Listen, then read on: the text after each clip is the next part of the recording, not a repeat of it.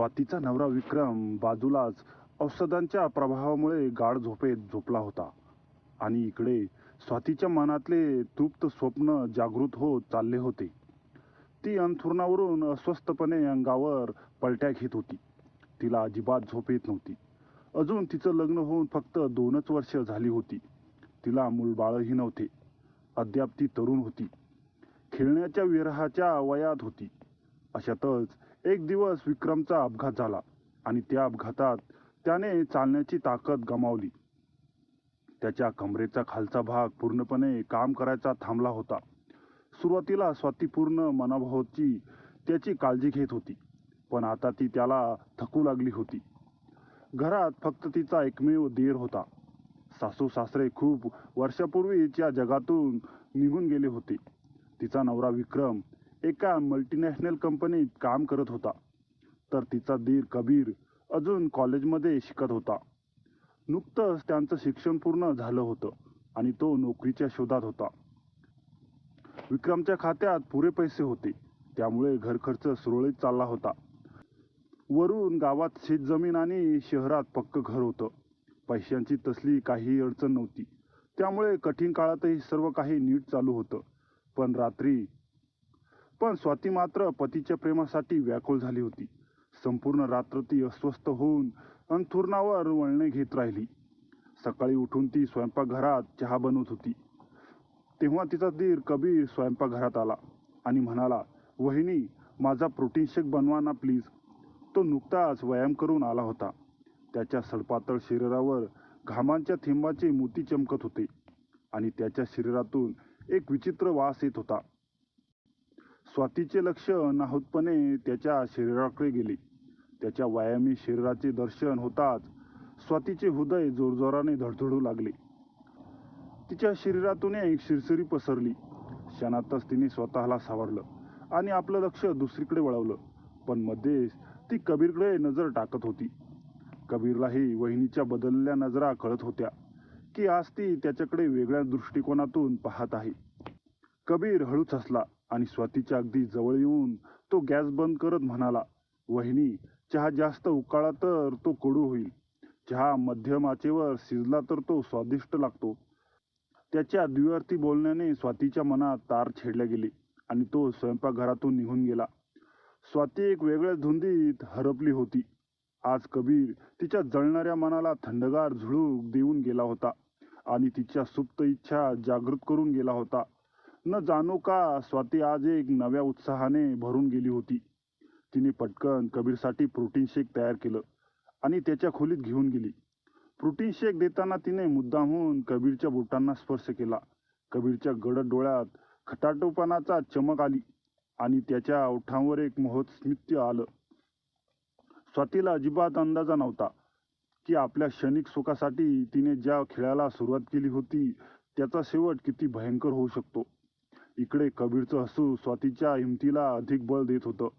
ती दिवसभर आपल्या नवऱ्यासाठी यंत्रासारखे काम करत होती, पण आज कबीरच्या जादुई हसण्याने आणि स्पर्शाने जणू स्वातीला एक खरंच पंखच फुटले होते.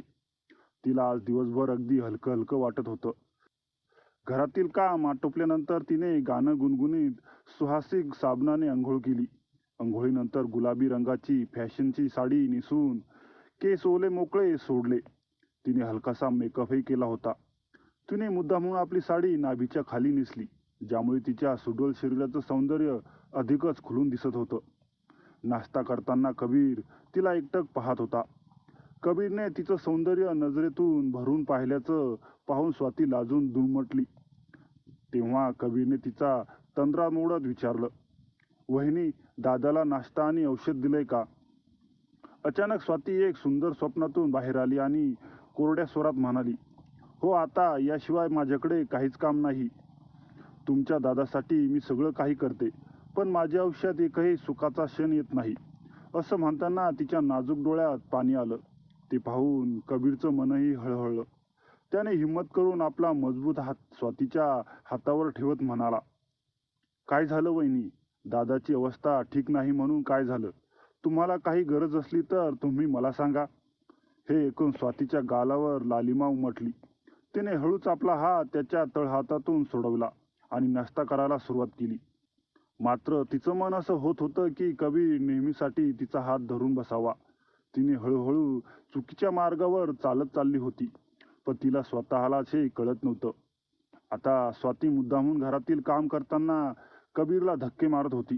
कबीर ही आता कॉलेजच्या मित्रांसोबत वेळ घालवणं सोडून बहुतांश वेळ घरीच राहू लागला. तोही तिच्या जवळ जाण्याचा आतुर होऊ लागला. स्वाती ही कबीरच्या कणखर स्पर्शाने रोमांचित होत चालली होती. आता तीही त्याला मिळवण्यासाठी आतुर झाली होती. ती फक्त योग्य वेळाची वाट पाहत होती. खोलीत फक्त टेबल लॅम्पचा मंद प्रकाश पसरला होता. कबीरच्या हातातील मॅगझिन पडली आणि पानांचा सळसळ आवाज शांत झाला. स्वातीच्या पावलांचा मंद आवाज कॅपेटवर गुळगुळत होता. ती जवळ आली, इतकी जवळ की तिच्या उष्मरेषा स्पर्श कबीरला जाणवल्या. कबीर, तिचा आवाज कानातल्या कुजबुजेसारखा होता. तू आता लहान मुलगा नाहीस, तुला सगळं कळतं. तिने त्याचा हात हळुवारपणे धरला. तिच्या बोटांचा स्पर्श विजेसारखा आणि त्याच वेळी पारदर्शक पाण्यासारखा होता. तू मला आवडायला लागला आहेस, इतका की मी तुटून कोसळेन. कबीरने तिच्या डोळ्यात डोकावले. त्या डोळ्यांमध्ये एक अप्रतिम प्रेम होतं, पण त्याचबरोबर एक भीती होती. त्याने आपल्या बाहू उघडल्या, हळुवारपणे, जणू एखाद्या स्वप्नाला स्पर्श करतोय तसा. स्वाती त्या बाहूमध्ये समाधानाने विसवून गेली. माझ्या जीवनात आनंद रंग भरायचे आहेत तुला. त्याने तिच्या केसांमध्ये मंदपणे बोट फिरवत म्हणाला. पण हे रंग इतके गहन, इतके शाश्वत असतील की कालची स्वर्ण छाया नाहीशी होतील. पण मी मर्यादेची रेषा ओलांडू शकत नाही. माझे काही सिद्धांत आहेत. दादा जिवंत असताना मी ही रेषा ओलांडू शकत नाही. आपण चांगले मित्र म्हणून राहू शकतो. हे सगळं ऐकून स्वाती रागाने खवळली आणि कबीरला दूर ढकलत म्हणाली, हे काय बोलतो आहेस? तू कोणत्या सिद्धांताची गोष्ट घडवतोस? आणि आजपर्यंत जे काही घडत होतं तेव्हा तुझे हे सिद्धांत कुठे गेले होते? कबीर मान खाली घालून बसला. यापुढे तो काही बोलला नाही. स्वाती काही वेळानंतर त्याच्यावर अनाशाना बोलत होती. रागाने पाय आपटत आपल्या खोलीत गेली. तिचा श्वास जोरात चालला होता. असं वाटत होतं जणू कबीरने तिला नाकारलं होतं. रात्री जेव्हा तिचं मन शांत झालं तेव्हा ती विचार करू लागली की कबीर किती चांगला आहे. असं प्रसंग कुणीही गोड मानून घेतला असता, पण कबीरने तिला सावरलं. हळूहळू कबीरच्या प्रती तिच्या मनात आदर निर्माण झाला, परंतु आता त्याच्यापासून दूर राहणं तिला जड चाललं होतं.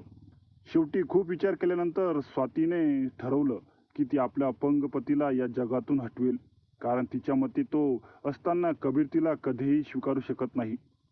एके रात्री तिने पतीला ठार मारलं. घरी शोककळा पसरली. स्वाती ही खूप रडली. कबीर सुद्धा खूप दुःखी वाटत होता, पण स्वातीच्या मनात आनंद होता की आता कबीर तिला आपलंसं करेल. तिची इच्छा रोज नव्याने फुलू लागली होती. नवऱ्याच्या 13व्या दिवशी रात्री स्वाती पारदर्शक नेकलेस घालून, सुगंधी परफ्यूम लावून कबीरच्या खोलीत गेली आणि त्याच्यासमोर कबीरच्या पलंगावर एक मुलगीही होती. तिला पाहून स्वाती रागाने ओरडली, कबीर, ही मुलगी कोण आहे आणि यावेळी तुझ्या पलंगावर काय करत आहे? तेव्हा कबीर हसत म्हणाला, वहिनी, ही माझी गर्लफ्रेंड आहे. पण तुम्ही यावेळेला माझ्या खोलीत का आलात? स्वाती रागाने थरथरत म्हणाली, मी तुझ्यावर किती प्रेम केलं, तुझ्यासाठी मी काय काय केलं नाही, आणि तू इथे तुझ्या गर्लफ्रेंडला आणलंस? तेव्हा कबीर म्हणाला, तू काय बडबड करत आहे वहिनी? दादाला जाऊन अजून 30 दिवसही झाले नाहीत आणि तू हे काय बोलत आहेस? स्वाती रागाने भडकत म्हणाली, मी तुझ्या दादाला तुझ्यासाठी मार्गातून हटवलं आहे. मी माझ्या नवऱ्याचा खून केला आहे. तेव्हा कबीर हसत म्हणाला, तू माझ्या दादाला मारलंस? तू क्रिमिनल बनली आहेस. आता मी पोलिसांना बोलवतो. कबीरने पोलिसांना फोन करून सर्व सांगितलं आणि त्याची गर्लफ्रेंड सुद्धा काही मोबाईलवरून रेकॉर्डिंग करत होती. स्वातीचा सगळा स्वप्नांचा महल एकदम कोसळला. स्वातीच्या डोळ्यातून अश्रू थांबत नव्हते. तिचं हृदय पूर्णतः तुटलं होतं. कबीर आणि त्याच्या मैत्रिणीने तिला फसवलं होतं. तिच्या विश्वासाचा उपयोग केला होता. पोलिसांनी आता तिला अटक केलं होतं आणि तिच्या मते आता आयुष्य काहीच उरलं नव्हतं. पण इथे गोष्ट संपत नव्हती. कबीर आणि त्याच्या मैत्रिणीने जरी स्वातीसोबत खेळ खेळला होता, तरी निसर्गाचा खेळ सर्वात मोठा असतो. एक रात्री कबीर आणि त्याची मैत्रीण दारूच्या नशेत पार्टीतून घरी येत होते. त्याच वेळी त्याची गाडी एक खोल दरीत कोसळली. त्याच क्षणी दोघांचाही मृत्यू झाला. स्वाती तुरुंगात होती आणि तिच्या मनात फक्त पश्चाताप आणि दुःख होतं. तेव्हा त्याला ही बातमी कळाली. की कबीर आणि त्याच्या मैत्रिणीचा अपघात झाला आहे आणि ते आता या जगात नाही. हे ऐकून स्वातीच्या मनात एक विचित्र शांतता दाटून आली. तिच्या डोळ्यासमोर कबीरचं शेवटचं हास्य आणि फसवणुकीचं दृश्य फिरू लागलं. तुरुंगाच्या मागे बसलेली स्वाती विचार करू लागली की मी माझं आयुष्य स्वतःच्या हाताने नष्ट करून घेतलं. तर मित्रांनो, शेवटी ही गोष्ट तिथेच येऊन थांबते की जशी करणी तशी भरणी. तुम्हाला काय वाटते मित्रांनो? कमेंट करून नक्की सांगा. आणि स्टोरी आवडली असेल तर व्हिडिओला लाईक करा आणि चॅनलला सबस्क्राईब करायला विसरू नका. धन्यवाद.